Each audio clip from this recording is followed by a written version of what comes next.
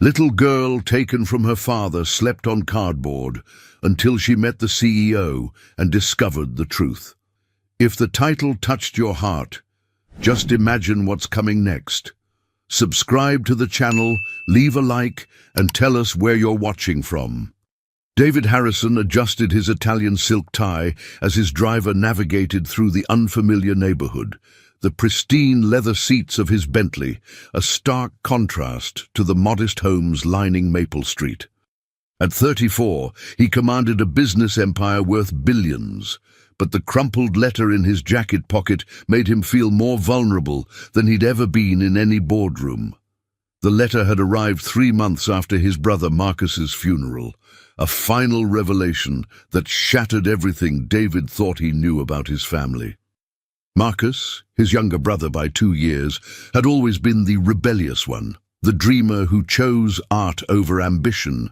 Their relationship had grown distant after their parents' death, reduced to holiday cards and occasional phone calls that grew increasingly rare. "David, if you're reading this, I'm gone. I need you to know about Madison." She's 7 now, living with Harold and Ruth Peterson at 847 Maple Street. They're good people, but they're getting old, and I worry about what will happen to her. She doesn't know about you yet, but she's your niece, and she deserves better than I could give her. I was too proud to ask for help while I was alive, but I'm begging you now, please find her, please take care of her. She's the most beautiful, innocent soul you'll ever meet, and she has our mother's eyes. The Petersons have all the documentation. I've left instructions with my lawyer. Don't let my pride destroy her future the way it destroyed ours, Marcus. David's hands trembled as he refolded the letter. A niece, Madison, 7 years old, and he'd never even known she existed. The guilt gnawed at him. If only he'd tried harder to maintain contact with Marcus, if only he'd pushed past his brother's stubborn independence. "We're here, sir," his driver announced, pulling up to a small, weathered house with peeling paint and a sagging porch. The modest 2-story home looked tired but well-maintained, with flower boxes that spoke of loving care despite limited resources. David stepped out, his handmade shoes clicking against the cracked sidewalk. He'd changed from his usual business attire into jeans and a sweater, hoping to appear less intimidating, but he still felt like an alien in this neighborhood. Children's voices echoed from nearby backyards, and the scent of someone's home-cooked dinner drifted through the evening air.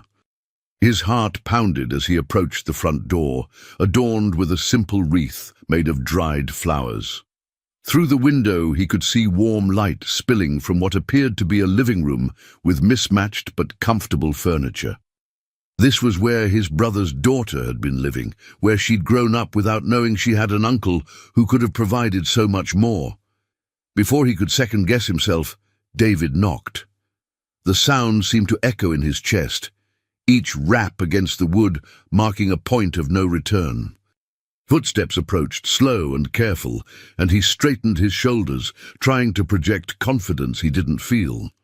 The door opened to reveal an elderly man with kind eyes and silver hair, probably in his 70s. He wore a cardigan that had seen better days, but his smile was genuine and welcoming. This had to be Harold Peterson. "Can I help you?" Harold asked, his voice carrying the gentle rasp of age. "Mr. Peterson, my name is David Harrison. I'm Marcus Harrison's brother. I received a letter." David's voice caught, the words feeling surreal as they left his mouth. Harold's eyes widened, and his hand moved to grip the doorframe. "Oh my goodness. David." Yes, please come in. Ruth, come quickly." He stepped aside, ushering David into the modest living room with its warm lighting and the faint scent of baked cookies. An elderly woman appeared from what David assumed was the kitchen, wiping her hands on a floral apron.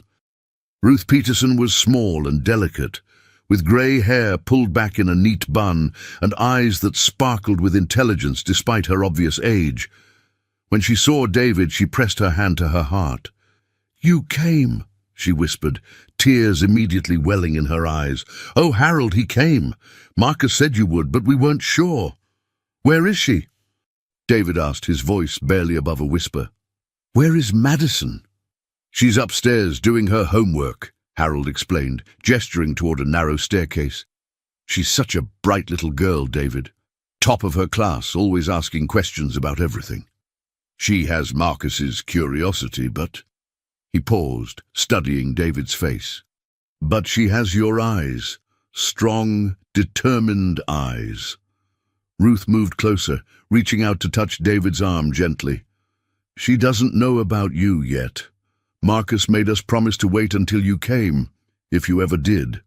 She thinks her daddy was an artist who went to heaven, and that Harold and I are her family now. How long have you been caring for her?"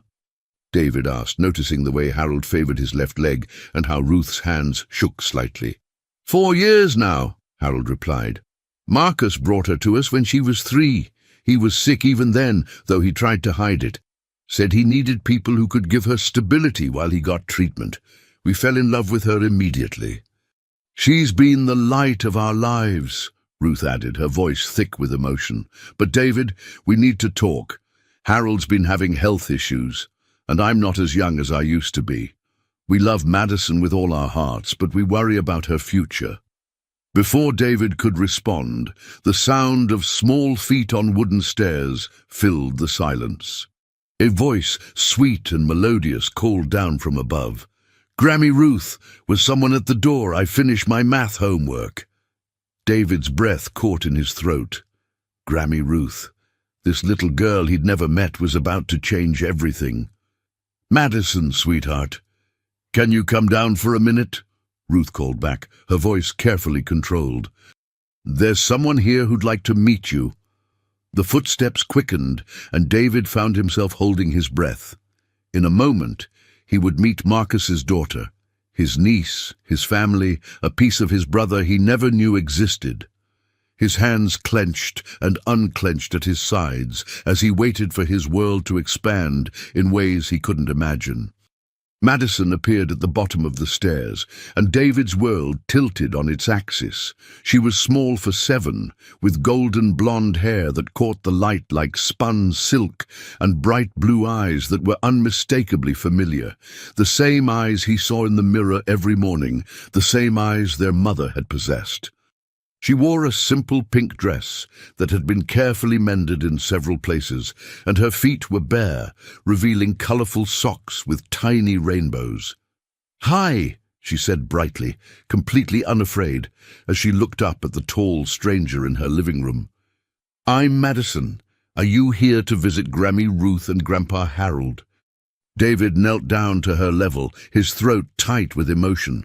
Up close, he could see Marcus in her face, the curve of her smile, the way she tilted her head when curious. But those eyes, those were pure Harrison family legacy.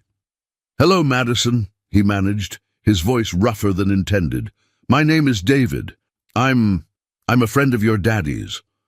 Her face lit up with genuine joy. "You knew my daddy. He was the best artist in the whole world. Grammy Ruth has his paintings upstairs.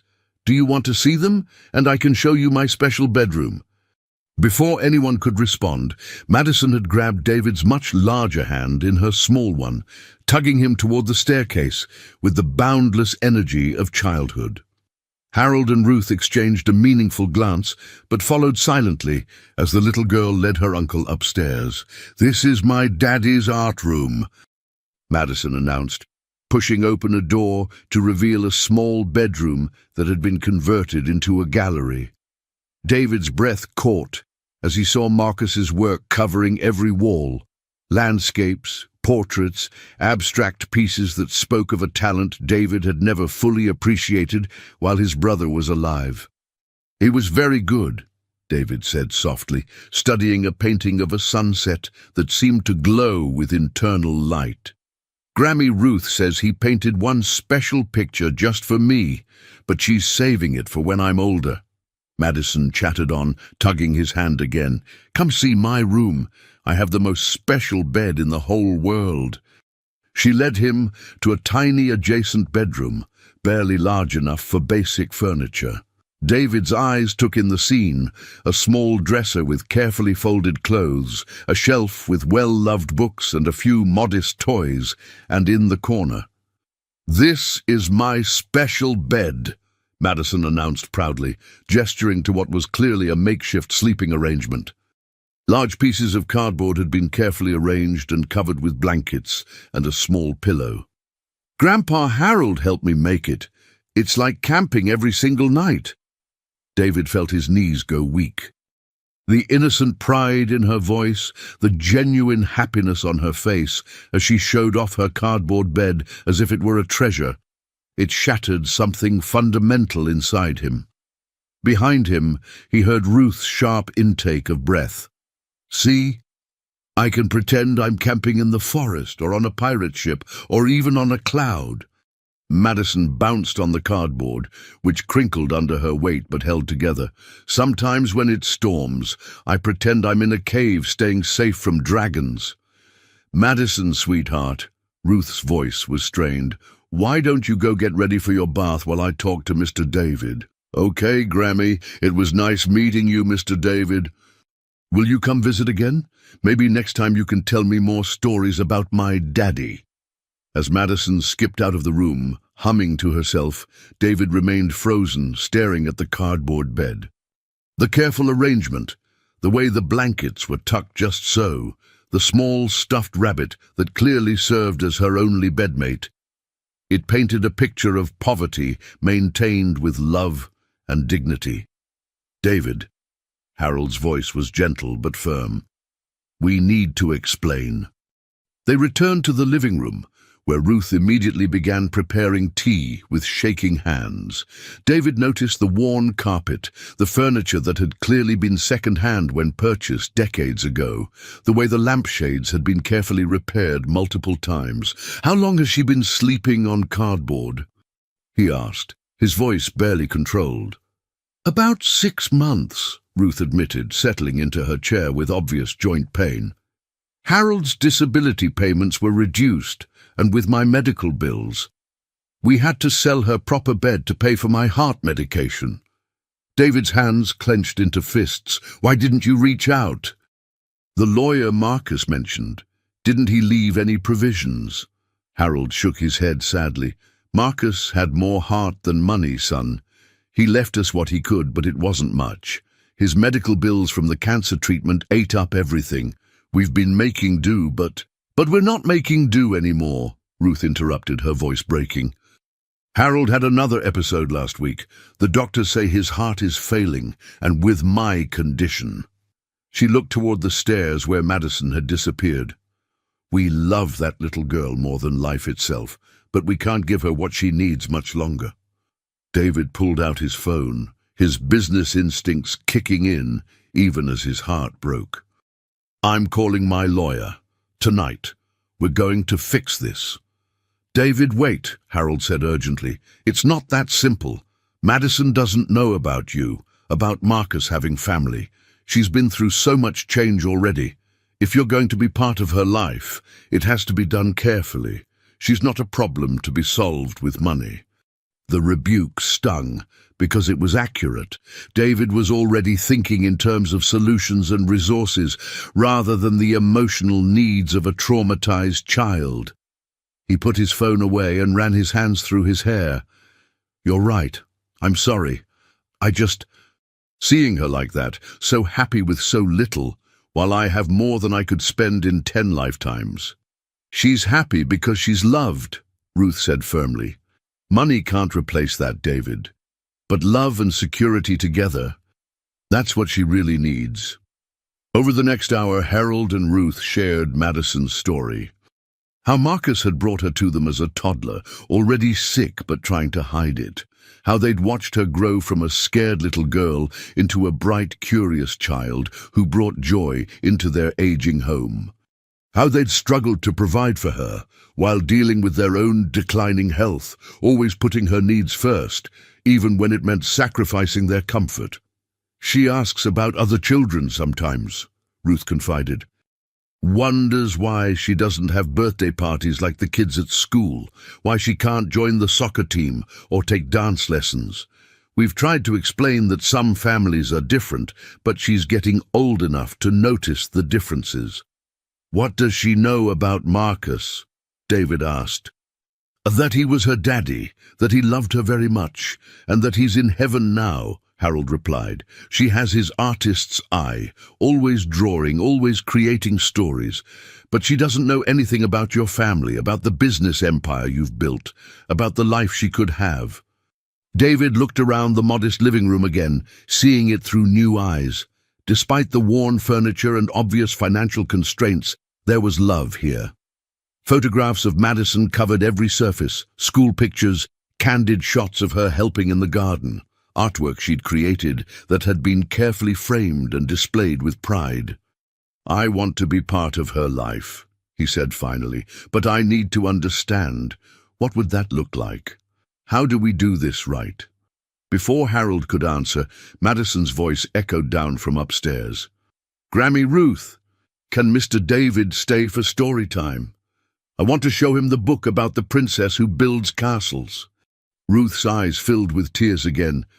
She's already attached to you, she whispered. That's how she is, open heart, quick to love.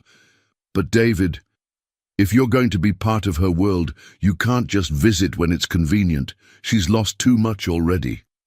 David nodded, understanding the weight of the commitment he was considering.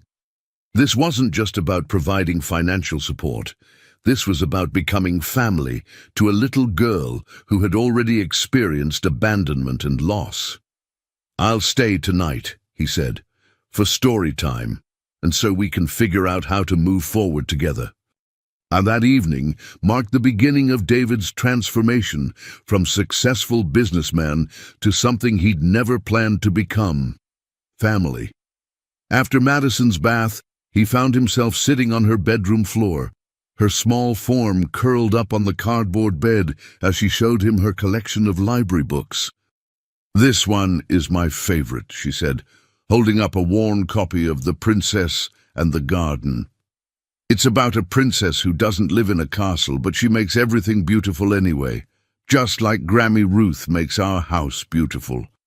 David opened the book, noting how carefully it had been handled despite obvious repeated readings. As he began to read aloud, Madison scooted closer, her head eventually finding its way to rest against his arm. The trust was immediate and complete, and it terrified him. Mr. David, she said sleepily as he finished the story, do you think my daddy can see me from heaven? The question hit him like a physical blow. David looked down at this small person who had already endured more loss than many adults, and he made a decision that would change both their lives forever. I think he can, David said softly, and I think he's very proud of what a smart, kind little girl you've become. I miss him sometimes, Madison admitted, her voice barely above a whisper. I don't remember much, but I remember his hands when he painted. They were always covered in colors. After Madison fell asleep, David, Harold, and Ruth sat in the kitchen, speaking in hushed tones over cups of coffee that had long grown cold. The reality of their situation was stark. Harold's latest cardiac episodes were becoming more frequent, and Ruth's arthritis and heart condition were making it increasingly difficult for her to keep up with an active 7-year-old. We've been talking about contacting social services, Harold admitted reluctantly. Not because we want to give her up, but because we're afraid of what will happen if something happens to us suddenly. She'd go into the system, Ruth added, her voice breaking. Foster care at best. She's been through enough, David. She deserves stability. David had made his decision hours ago, but hearing the desperation in their voices solidified his resolve. I want to file for guardianship, he said, with your support, if you're willing to give it. Harold and Ruth exchanged a long look, having one of those silent conversations that only couples married for decades could manage. What kind of life would you give her? Ruth asked finally. You're a busy man, David, a powerful man with responsibilities. Madison isn't a business acquisition. She's a little girl who needs consistency, attention, and love. I know, David said. I've been thinking about that all evening. I'd need to make changes, significant ones. Maybe move her closer to my home, or... He paused, struck by a sudden realization. Or move closer to her, keep her in the same school, the same neighborhood where she's comfortable. You'd do that? Harold asked, surprise evident in his voice. She's lost enough, David replied, echoing Ruth's earlier words. I won't be the reason she loses more. They talked until well past midnight, working out the practical details. David would begin the legal process immediately, but they agreed that the transition needed to be gradual. Madison would stay with Harold and Ruth, while David established himself as a presence in her life. When the time came for him to take full responsibility, it would feel natural rather than traumatic. There's something else, Ruth said as David prepared to leave. Madison's going to ask questions about you, about why you're suddenly in her life. She's smart, David. How do we explain this without overwhelming her? We tell her the truth. Age-appropriately, David decided, that I'm her daddy's brother, that I've been looking for her, and that I want to be part of her family. The next morning brought new challenges. David had called his assistant before dawn, rearranging his entire schedule for the week. He returned to the Peterson house with bags from the local grocery store and a determination to make Madison's life better in every way possible. Madison greeted him at the door with a smile that could have powered the entire neighborhood. Mr. David, you came back. Grandpa Harold said you might visit again soon, but I didn't know it would be today. I brought breakfast, David said, holding up the bags. And I was hoping you might show me more of your drawings. Over pancakes that Madison helped flip, with mixed results, David learned more about his niece's daily life. She attended Maple Elementary, where she was in second grade and consistently at the top of her class. Her teacher, Mrs. Thompson, had mentioned Madison's exceptional artistic abilities and her gift for storytelling. I write stories too, Madison explained, syrup on her chin, about adventures and magic and families that find each other. The innocent statement hit David with its prescience. Families that find each other, exactly what was happening between them. Madison, David said carefully, I have something important to tell you. You know how I said I was a friend of your daddy's? She nodded, suddenly serious, as if sensing the importance of the moment. Well, I'm more than just a friend. I'm your daddy's brother. That makes me your uncle. Madison's eyes widened and she set down her fork. My uncle, like in the stories. A real uncle. A real uncle, David confirmed. I've been looking for you for a long time, ever since I found out about you. And if it's okay with you, I'd like to spend more time getting to know you. Does that mean you're my family too? She asked, her voice filled with wonder. Yes, sweetheart. It means you have more family than you knew about. What happened next would stay with David for the rest of his life. Madison climbed down from her chair, walked around the table, and wrapped her small arms around his waist in a hug that felt like coming home. I always wished I had more family, she whispered against his sweater. Daddy used to say that love makes family, not just blood. Do you love me, Uncle David? The question was asked with such innocent directness that David felt his carefully constructed emotional walls crumble completely. Looking down at this remarkable little girl who had just accepted him into her world with open arms, he realized that love wasn't something that grew over time. Sometimes it struck like lightning, immediate and transformative. Yes, Madison, he said, his voice thick with emotion as he hugged her back. I love you very much. From the kitchen doorway, Harold and Ruth watched the scene with tears in their eyes, knowing they were witnessing the beginning of something beautiful, the formation of a new family built on love, loss, and the courage to start over. The rest of that morning unfolded like a dream David never knew he wanted. Madison insisted on showing him her entire world, her collection of smooth stones from the backyard, her library books stacked carefully by reading level, the small garden patch where she and Ruth grew tomatoes and sunflowers. Each revelation was presented with the kind of proud ownership that only children possess, as if she were sharing state secrets.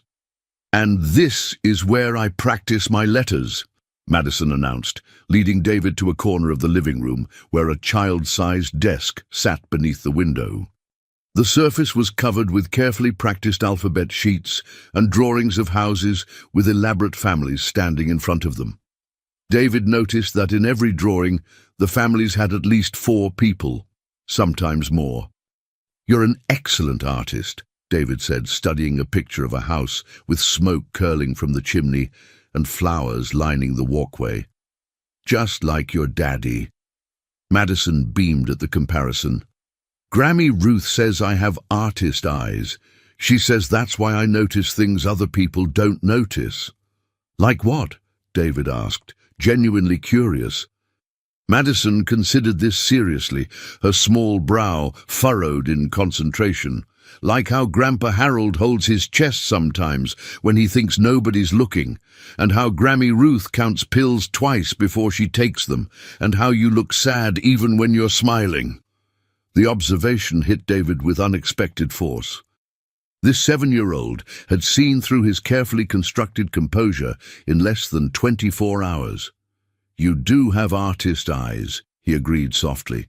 "What else do you notice?" "Your shoes cost more than our grocery money," Madison said matter-of-factly, without judgment.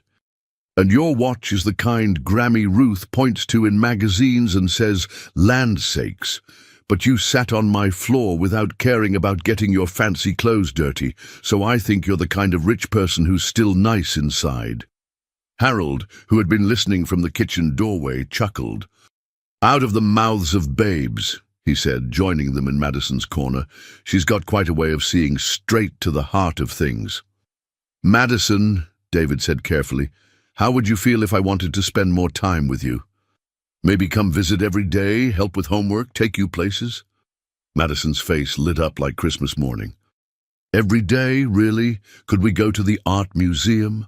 Grammy Ruth showed me pictures in a book, and I want to see the paintings that are bigger than me." "We can go anywhere you want," David promised, already mentally rearranging his schedule around school hours and bedtime stories. The conversation was interrupted by a soft knock at the front door. Harold went to answer it, returning with Mrs. Thompson, Madison's second-grade teacher, a middle-aged woman with kind eyes and the patient demeanor of someone who genuinely loved working with children. "I hope I'm not intruding," Mrs. Thompson said, "but Madison didn't turn in her reading log yesterday, which is unusual for her. I wanted to check." She stopped mid-sentence when she saw David, clearly not expecting to find a stranger in the Peterson home. "Mrs. Thompson!" Madison jumped up and ran to her teacher. "This is my Uncle David. He's my daddy's brother, and I just found out about him yesterday, and he's going to take me to see big paintings." Ms. Thompson's expression shifted from surprise to something more complex, a mixture of relief and concern that David was beginning to recognize as the look adults gave when they realized Madison's situation was more complicated than it appeared. "Your uncle," Mrs. Thompson repeated, looking between David and Madison. "How wonderful that you've connected with family, Madison." David stood, extending his hand. "David Harrison. I apologize for the confusion. This is all very new for all of us."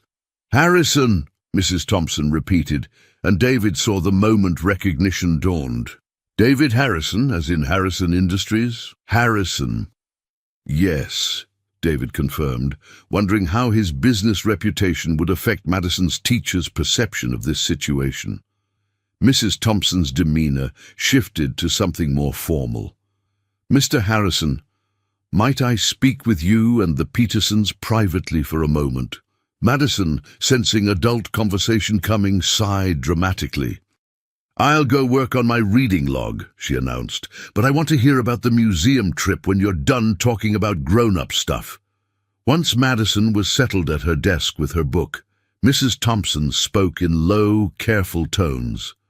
"Mr. Harrison, I need to understand what's happening here. Madison is one of my brightest students, but she's also shown signs of adjustment issues. She's very mature for her age, sometimes too mature. She worries about things children shouldn't have to worry about." "What kind of things?" David asked, though he suspected he knew the answer. "Money, mostly. She's mentioned several times that she doesn't want to be expensive. Last month, she turned down a field trip because she said it cost too much. When we have classroom parties, she always brings something homemade instead of store-bought, and she's very careful about using supplies, as if she's worried about waste." David felt his heart constrict.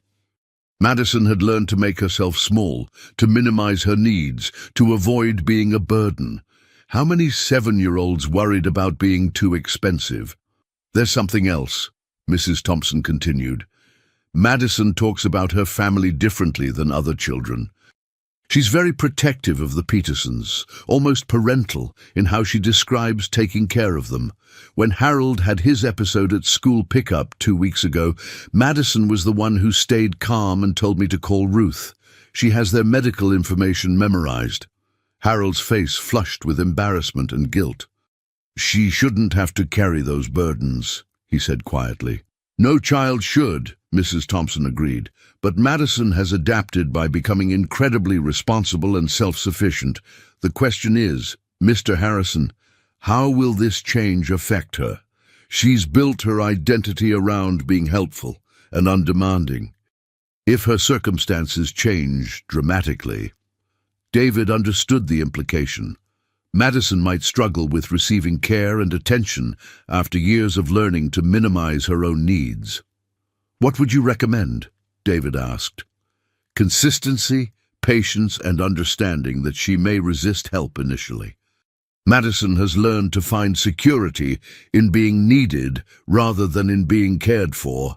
Changing that pattern will take time." After Mrs. Thompson left, David found himself observing Madison with new eyes. She approached him with her completed reading log, but instead of simply showing her work, she asked if he wanted her to read aloud to him. "Would you like me to read to you?" David offered instead. Madison looked surprised by the suggestion. "Don't you have important work to do?" "You are my important work," David replied, settling beside her on the small couch. As he read to Madison, David noticed how she positioned herself, close enough to see the pages, but ready to jump up if needed, always aware of her surroundings. She listened intently, but also kept one ear tuned to the sounds from the kitchen, where Ruth was moving more slowly than usual. "Uncle David," Madison said during a pause in the story, "are you going to change things?" The question was loaded with more meaning than a 7-year-old should have to convey. "Some things will change," David said honestly, "but not the important things. You'll still live here with Grammy Ruth and Grandpa Harold. You'll still go to the same school, have the same friends, but maybe you won't have to worry about some of the things you've been worrying about." "Like money?" Madison asked with characteristic directness. "Like money," David confirmed. Madison was quiet for a long moment, processing this information. "Will Grammy Ruth and Grandpa Harold still need me to help them?" David understood now that Madison's sense of purpose was tied to being useful, being needed. Taking that away would be like removing a foundation stone. "They'll always need you, sweetheart," David assured her, "but maybe they won't need you to worry so much. There's a difference between helping because you love someone and helping because you have to." "What's the difference?" Madison asked. "When you help because you love someone, you do it because it makes you happy to make them happy. When you help because you have to, you do it because you're scared of what might happen if you don't." Madison considered this with the seriousness of a philosopher. "I help Grammy Ruth and Grandpa Harold because I love them," she said finally. "But sometimes I also help because I'm scared they might get too tired and not be able to take care of me anymore." The honest admission broke David's heart. This little girl had been carrying adult fears and responsibilities while still learning to tie her shoes and subtract two-digit numbers. "Madison," David said gently, "part of my job as your uncle is to make sure you don't have to be scared about things like that anymore. You can help Grammy Ruth and Grandpa Harold because you love them, and I'll take care of the scary stuff." "What if something happens to you too?" Madison asked, her voice very small. David realized that Madison's previous losses had taught her that adults disappeared, sometimes suddenly, sometimes permanently.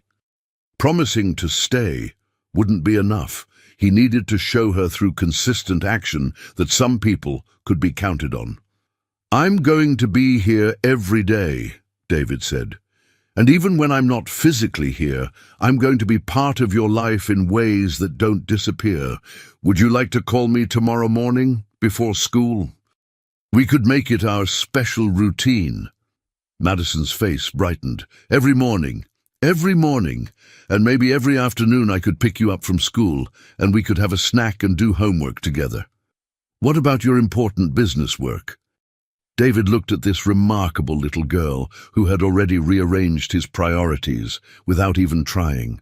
"I'm learning that there are different kinds of important work," he said, "and right now, being your uncle is the most important work I've ever had." That afternoon, David experienced his first taste of what daily life with Madison would be like. She showed him how to make peanut butter sandwiches the Ruth way, cut diagonally with the crusts left on because waste not, want not. She explained her homework routine. Math first because it was hardest, then reading, then any creative projects. She introduced him to her afternoon ritual of watering the plants and checking on the small garden she maintained with Ruth. "I'm growing sunflowers," Madison explained, pointing to small green shoots barely visible above the soil. "Grammy Ruth says they'll be taller than me by summer. Do you think you'll still be here when they bloom?" "Wild horses couldn't keep me away," David promised, meaning it more than he'd ever meant anything. As the afternoon wore on, David found himself marveling at Madison's small rituals and routines. She approached everything with deliberate care, folding her school clothes just so, arranging her library books in order of preference, setting out her clothes for the next day before beginning her bedtime routine.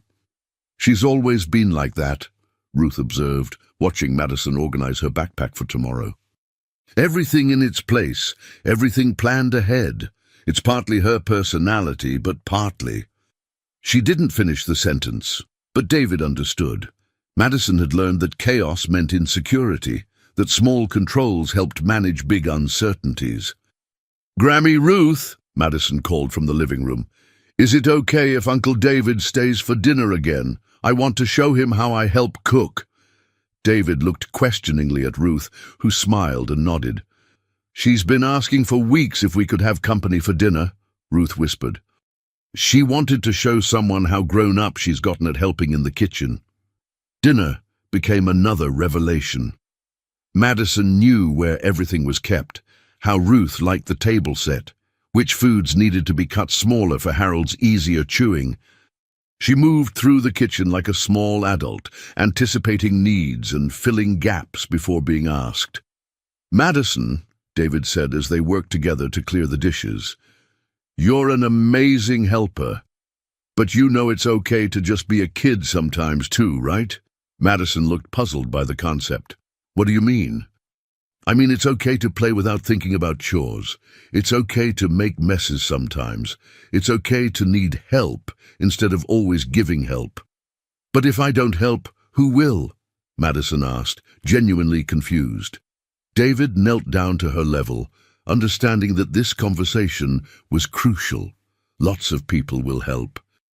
Me, Grammy Ruth, Grandpa Harold, your teacher, your friends. Madison, you don't have to earn your place in this family by being useful. You belong here just because you're you." Madison stared at him with those two wise blue eyes, processing this radical concept. "Even if I'm not helpful? Even if you're not helpful? Even if you make mistakes?" Even if you have bad days, or get scared, or need someone to take care of you, you're part of this family no matter what. That evening, as David prepared to leave for his hotel, Madison presented him with a drawing she'd been working on during quiet moments throughout the day. It showed the Peterson house, but now there were 4 figures in the front yard: Grammy Ruth, Grandpa Harold, Madison, and a tall figure labeled Uncle David. "This is for you," Madison said shyly, "so you can remember that you have a family here." David looked at the drawing, at this little girl who had spent the day showing him not just her world, but teaching him what mattered in a way no business school or board meeting ever could. "Madison," he said, his voice rough with emotion, "I think you're the one who's teaching me about family." As he drove back to his hotel that night, David realized that his life had been fundamentally altered in ways he was still discovering.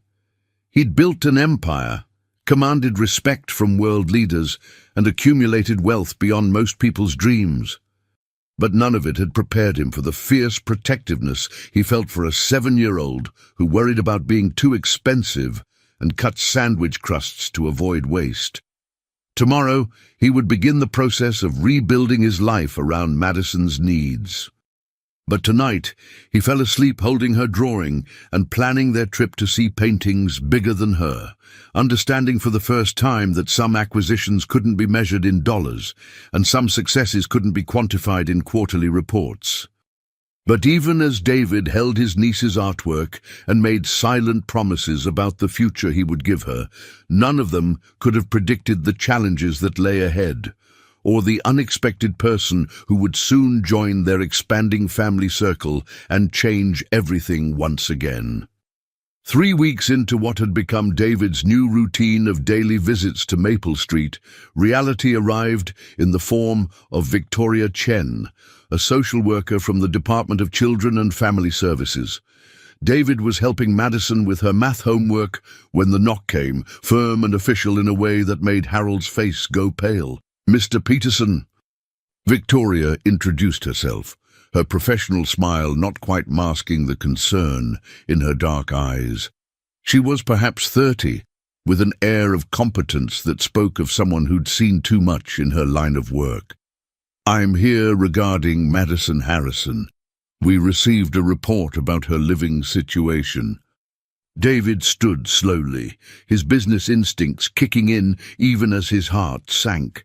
Someone had called social services, a neighbor, a teacher, someone who'd noticed the changes in the household as he'd become a regular presence.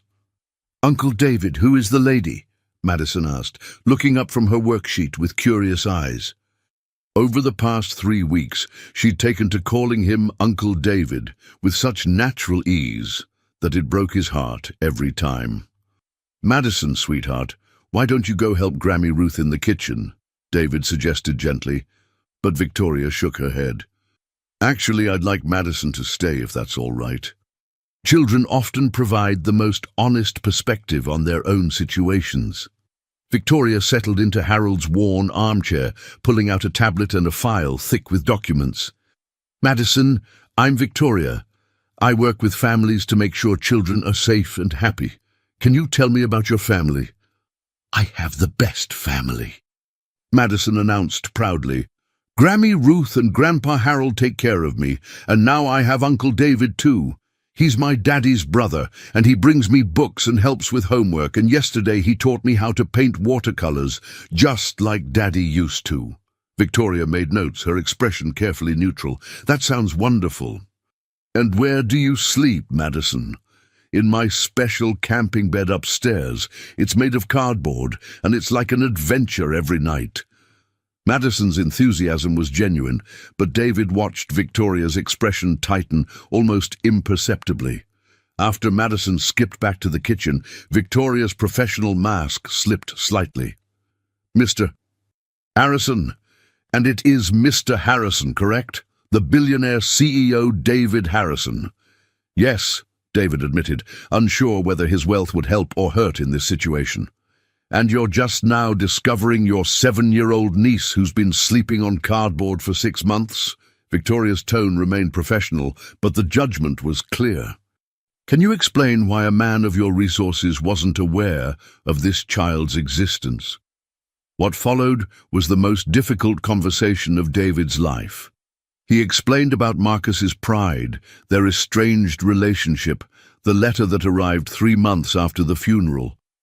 Victoria listened, occasionally interrupting with pointed questions about legal guardianship, financial support, and David's intentions. Mr. Harrison, I need to be direct. Madison is currently in an unstable situation. Mr. and Mrs. Peterson are wonderful people, but they're elderly and dealing with serious health issues. You claim to want guardianship, but you've been in her life for less than a month. What happens when your business demands your attention? When the novelty of having a niece wears off? That won't happen, David said firmly, but Victoria's skeptical look suggested she'd heard similar promises before. I need documentation, Mr. Harrison. Proof that you're Madison's uncle, evidence of your brother's wishes, character references, financial statements, background checks, and I need to understand why Marcus Harrison chose to hide his daughter from her only living relative. That evening, after Victoria left with promises to return in a week for follow-up interviews, David found himself in Marcus's old art room with Harold, sorting through boxes of his brother's belongings that had been stored in the garage. They were looking for answers about Marcus's decisions, about Madison's mother, about the 4-year gap in David's knowledge of his niece's existence. Here, Harold said, pulling out a wooden box from beneath a stack of canvases. Marcus asked me to keep this safe, said if anything happened to him, it might be important someday. Inside the box were documents, photographs, and several more letters in Marcus's familiar handwriting. David's hands shook as he opened the first envelope, addressed simply, "For David, if he ever asks about Sarah." Sarah, Madison's mother, had a name. David, if you're reading this, you probably want to know about Sarah Mitchell. She was beautiful, David, inside and out. An art teacher at the community college where I was taking classes. We fell in love fast and hard, the kind of love that felt like it could conquer anything. When she got pregnant with Madison, we were terrified but happy. We were going to get married after the baby came, start our family properly. But childbirth complications took her from us. She died holding Madison for just 10 minutes, long enough to name her, long enough to make me promise I'd give our daughter the best life possible. I was 26, David, with no money, no career, and a newborn daughter who'd already lost her mother. I thought about calling you then. I thought about it every day for months, but every time I picked up the phone, I remembered how you looked at me the last time we fought, like I was a failure, like I'd never amount to anything. How could I admit that I needed help? How could I prove that I was capable of being a father when I couldn't even take care of myself? I spent Madison's first 3 years trying to make it work alone. I took whatever jobs I could find, painted houses and portraits for grocery money, moved from apartment to apartment when I couldn't make rent. Madison deserved better, but my pride was bigger than my love for her. That's the truth I can barely live with. When I got the cancer diagnosis, I knew I was out of time. The Petersons were the kindest people I'd ever met, customers who'd become friends. They offered to help when they saw how sick I was getting, and Madison loved them immediately. But even then, I was too proud to call you. Too afraid you'd try to take her away from the only stable home she'd ever known. I know I was wrong, David. I know I robbed you of knowing her, robbed her of having her real family. I know the Petersons won't be able to care for her forever. But she's so happy with them, so loved. Please don't let my mistakes destroy the stability she's finally found. She doesn't need rescuing, David. She needs family who will love her as much as they provide for her. There are legal documents in this box. I made sure Madison's guardianship could transfer to you if the Petersons can't continue.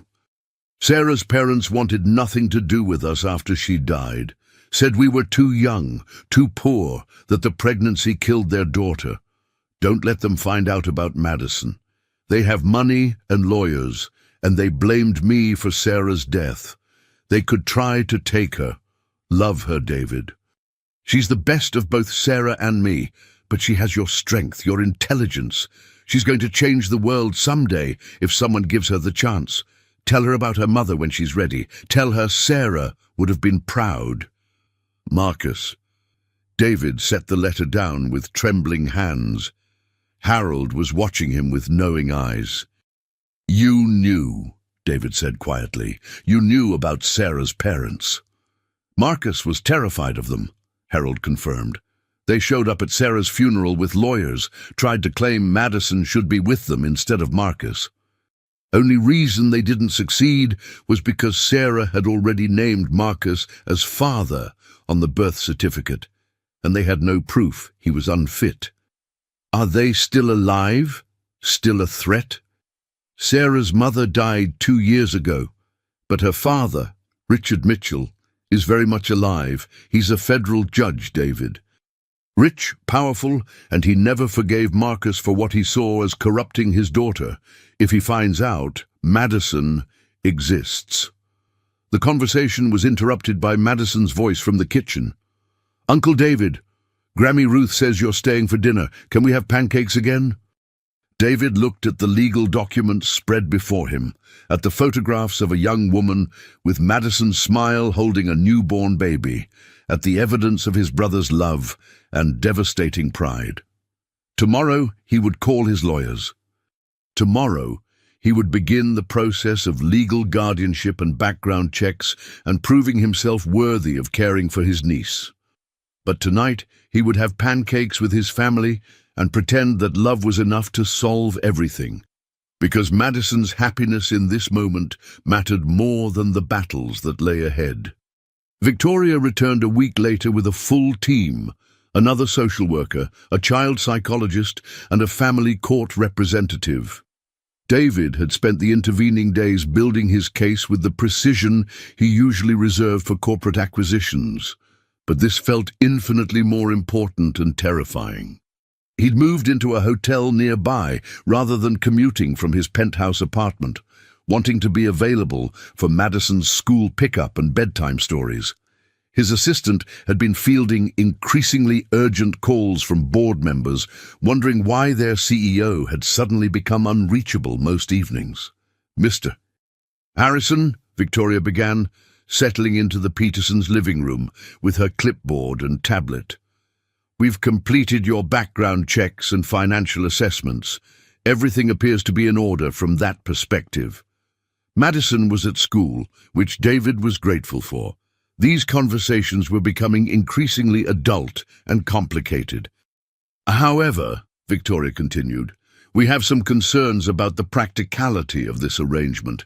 Madison has never lived anywhere but this neighborhood. Her entire world is within a 6-block radius, her school, her friends, the Petersons. Are you prepared to maintain that stability?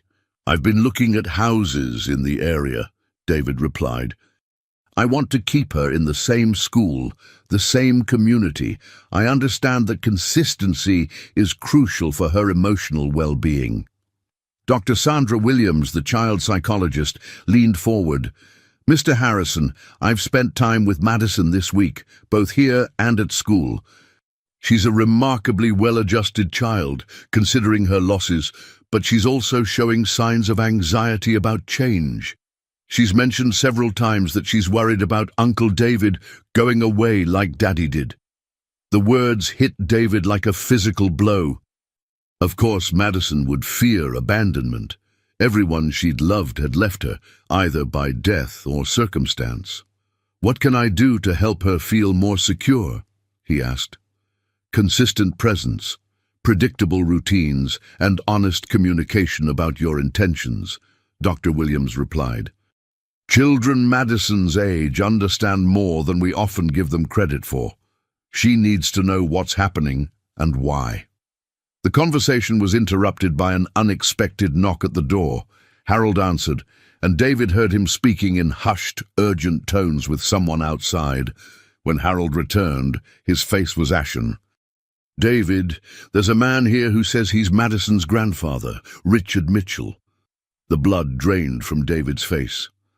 Sarah's father, the federal judge who had blamed Marcus for his daughter's death, was standing on the Petersons' front porch. Richard Mitchell was exactly what David had expected.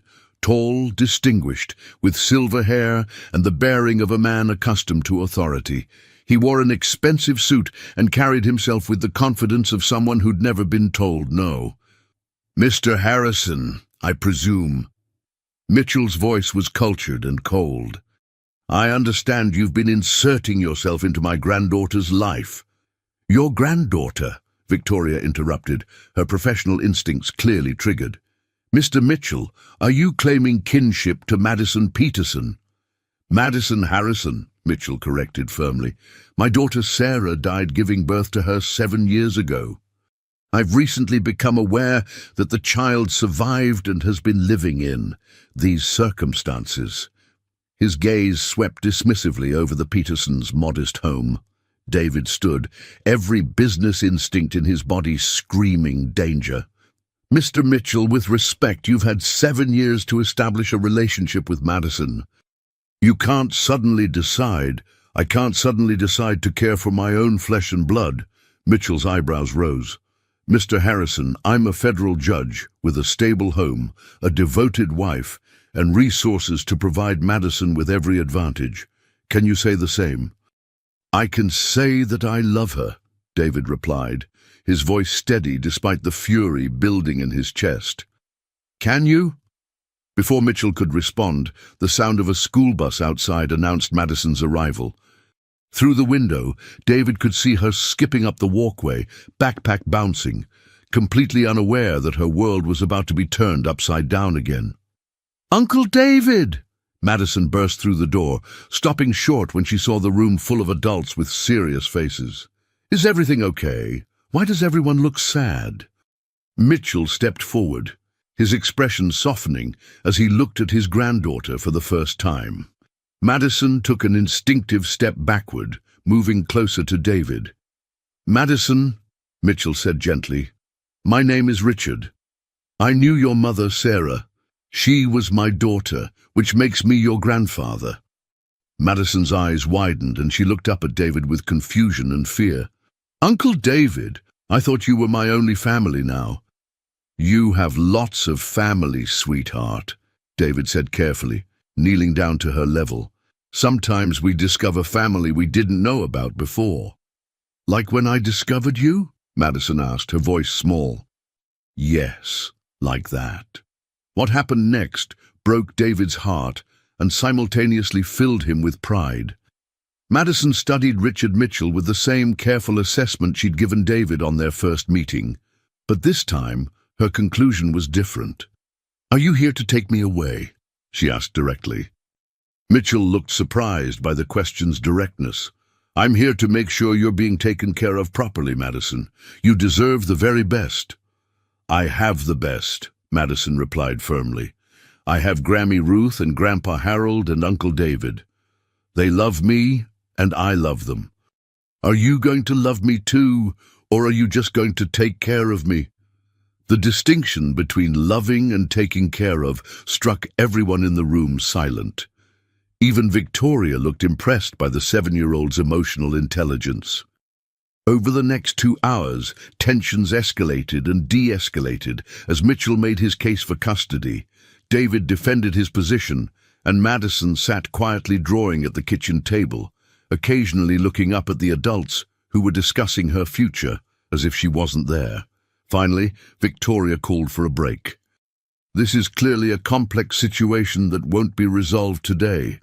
Mr. Mitchell, you'll need to file proper paperwork if you want to pursue custody. Mr. Harrison, your guardianship petition is still being processed. In the meantime, Madison stays where she is, with the Petersons."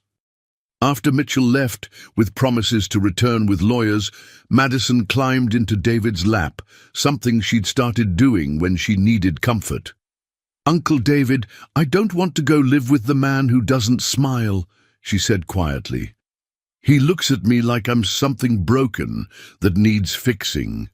"You're not broken, sweetheart," David assured her. "You're perfect exactly as you are." "Will you fight for me?" Madison asked. "Like in the princess stories, where the prince fights the dragon to save the princess?"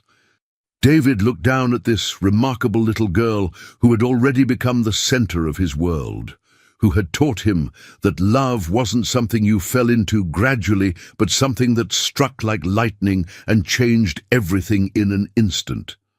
"Yes," he promised, "I'll fight for you. We're family, Madison, and families protect each other." That night, after Madison was asleep, David sat in Marcus's art room with Harold, Ruth, and Victoria, who had stayed to discuss the legal realities they were facing. "Richard Mitchell has advantages," Victoria said bluntly. "He's a federal judge. He has an impeccable reputation, and he can provide material advantages you can't match, Mr.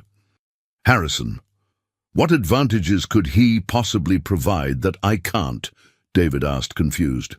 "Stability," Ruth said quietly. "You're a bachelor, David. You travel for business, you work long hours, you have no experience raising children.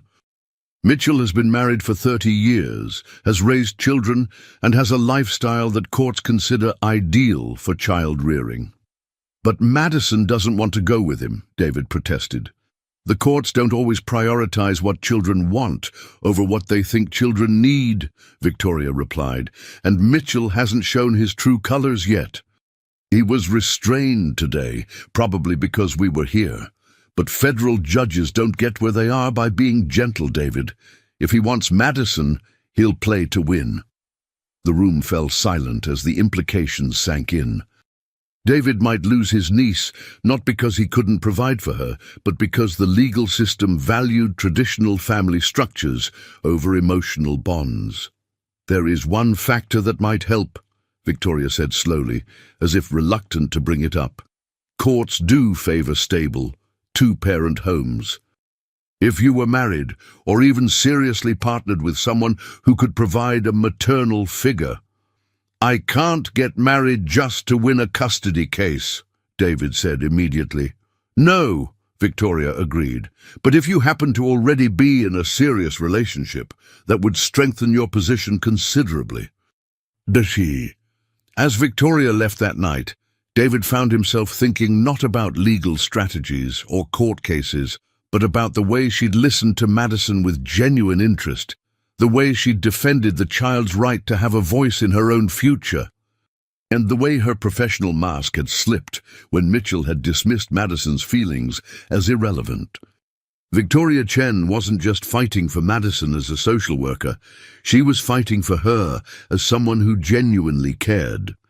And as David watched her taillights disappear down Maple Street, he realized that the solution to his legal problem might also be the answer to something he hadn't even realized he'd been looking for: a partner who understood that love and family came in many forms, and that sometimes the most important battles were fought not in boardrooms, but in modest living rooms, where little girls slept on cardboard and dreamed of families that would never leave them.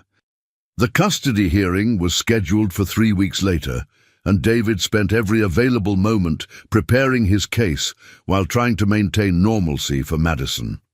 What he hadn't expected was how naturally Victoria had become part of their daily routine. She'd started dropping by for follow-up visits that stretched into dinner, helping Madison with homework, and staying for bedtime stories. David found himself looking forward to these visits, not just because Victoria was Madison's advocate, but because she brought a warmth and understanding to their unusual family dynamic that felt essential. "Uncle David," Madison said one evening as Victoria helped her with a school project about family trees, "is Victoria going to be part of our family too?" David and Victoria exchanged glances over Madison's head, both aware of the growing connection between them, but uncertain how to address it with everything else at stake. "Would you like that?" Victoria asked gently. "Yes," Madison replied without hesitation. "She makes you smile differently than before, and she understands about families that aren't regular families."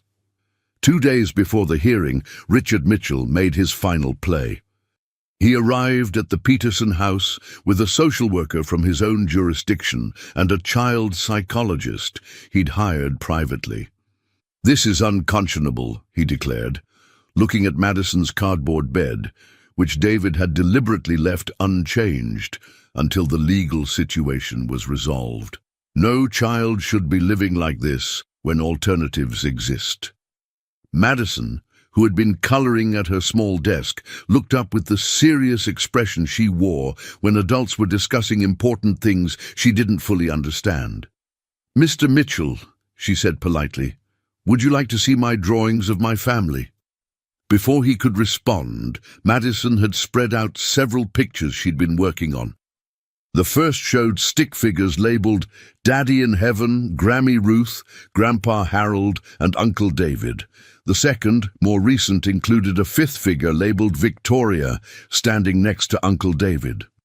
"This is my family," Madison explained proudly. "They take care of me, but more than that, they love me. Do you love me, Mr. Mitchell?" The question hung in the air like a challenge.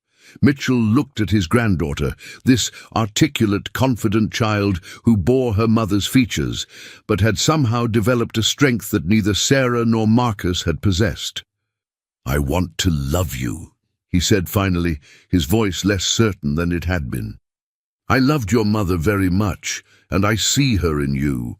But you didn't love my daddy," Madison observed with devastating accuracy. "And I loved my daddy. If you can't love the people I love, how can you love me?" That evening, Victoria found David sitting on the Petersons' front porch, staring at the stars and trying to process the emotional complexity of the situation. "You know," Victoria said, settling beside him on the wooden steps, "in all my years of social work, I've never seen a child handle family trauma with Madison's grace." "She's remarkable," David agreed. "Sometimes I think she's handling this better than I am." "Can I ask you something personal?" Victoria's voice was careful, professional boundaries clearly weighing against her personal feelings. "Always. What happens after the custody hearing? Regardless of the outcome, what do you want your life to look like?" David considered the question, thinking about the past month and how completely his priorities had shifted. "I want to be Madison's uncle, whether that means being her guardian or just being present in her life. I want to live somewhere that feels like home instead of just an expensive place to sleep. I want to wake up in the morning and know that my first priority is being there for someone who needs me." "And personally, do you want to do all of that alone?" David looked at Victoria, seeing not just the professional social worker who had advocated for his niece, but the woman who had laughed at Madison's jokes, who had stayed late to help with homework, who had brought a stability to their lives that none of them had realized they needed. "No," he said quietly, "I don't want to do it alone. Victoria, I know the timing is complicated, and I know this situation makes everything more complex, but I need you to know that what I feel for you isn't just about the custody case. You've become important to Madison and to me in ways that have nothing to do with court proceedings." Victoria was quiet for a long moment, watching Madison through the living room window as she helped Ruth set up a board game. "I've been transferred," she said finally. "After the custody hearing is resolved, Madison's case will be closed and assigned to someone else for follow-up. My supervisor thinks I've become too emotionally involved." "No, have you?" David asked. "Yes," Victoria admitted, "completely and unprofessionally. I care about Madison as if she were my own daughter, and I care about you as more than just a client. If we lose the hearing, if Mitchell gets custody, I don't know how I'll handle saying goodbye to either of you." David reached for her hand, finding it warm and steady in his. "Then let's make sure we don't lose." The custody hearing took place in a sterile conference room that felt nothing like the warm, loving environments where Madison had grown up. Judge Patricia Hernandez presided, with lawyers for both David and Richard Mitchell presenting their cases. Mitchell's attorney painted a picture of traditional stability: a federal judge and his wife of 30 years, a large home in an affluent neighborhood, private schools, and every material advantage. David's attorney countered with emotional bonds: Madison's expressed preferences, and David's commitment to maintaining her current community connections. But it was Madison herself who ultimately decided the case. Judge Hernandez had requested to speak with her privately, and what transpired in that conversation remained confidential. However, when Madison emerged from the judge's chambers, she walked directly to David and climbed into his lap. "Uncle David," she whispered loud enough for everyone to hear, "I told the judge that families aren't made by rules or money. They're made by love and choosing to stay. You chose me and I choose you." Judge Hernandez's decision reflected Madison's wisdom. Guardianship was awarded to David, with provisions for gradual transition and ongoing support from the Petersons. Richard Mitchell was granted visitation rights, but only if and when Madison expressed interest in building that relationship. "Mr. Harrison," Judge Hernandez concluded, "this child has experienced significant loss and change in her young life. The court trusts that you understand the magnitude of the responsibility you're undertaking. Madison's well-being must always be your first priority." "It will be, Your Honor," David promised, holding his niece close as she dozed against his shoulder, exhausted by the emotional weight of the day. 6 months later, David stood in the kitchen of his new home on Maple Street, a modest 4-bedroom house 3 blocks from the Petersons, walking distance from Madison's school, with a large backyard perfect for a swing set and art studio. Madison was at the kitchen table, working on homework, while Victoria helped her with a particularly challenging math problem. Harold and Ruth visited daily, their health stabilized thanks to better medical care that David provided, while carefully preserving their dignity and independence. Madison still called them Grammy Ruth and Grandpa Harold, and they remained central figures in her life. Richard Mitchell had visited twice, awkward but genuine attempts to connect with his granddaughter. Madison approached these visits with cautious openness, willing to give him chances but clear about her boundaries and loyalties. "Uncle David," Madison called from the table, "Victoria says we need to practice our family presentation for school. Can you come help?" David joined them at the table, looking at the poster Madison had created showing her family tree. It was complex and unconventional. Grammy Ruth and Grandpa Harold occupied places of honor. Daddy Marcus was drawn with wings in a cloud. Uncle David stood at the center with a briefcase and a paintbrush. And Victoria was depicted holding hands with Uncle David while helping Madison with books and art supplies. "This is our family," Madison explained, her 7-year-old voice filled with pride and certainty. "It's not like other families, but it's perfect for us." Victoria caught David's eye over Madison's head, and the look they shared was full of love, gratitude, and the quiet satisfaction of knowing they'd all found exactly what they needed. Not what society expected or what appeared traditional, but what worked for their hearts. That night, after Madison was asleep in her new bedroom, with a real bed she'd helped pick out, though she kept her cardboard pieces in the closet for camping nights, David and Victoria sat on their front porch, planning their wedding and discussing Madison's upcoming 8th birthday party. "Do you think we got it right?" Victoria asked, leaning against David's shoulder as they watched their quiet neighborhood settle into evening peace. "I think," David replied, "we got exactly what we were supposed to have. Madison taught me that family isn't about perfection or meeting someone else's standards. It's about showing up, staying present, and choosing each other every single day." Inside the house, Madison slept peacefully in her real bed, surrounded by family photos, her father's paintings, and the security of knowing she was exactly where she belonged. Her cardboard bed was carefully stored in the closet, not forgotten, but transformed from necessity into memory, a reminder of the journey that had brought them all together. The little girl who had once slept on cardboard while dreaming of family had found something even better than her dreams. She'd found home.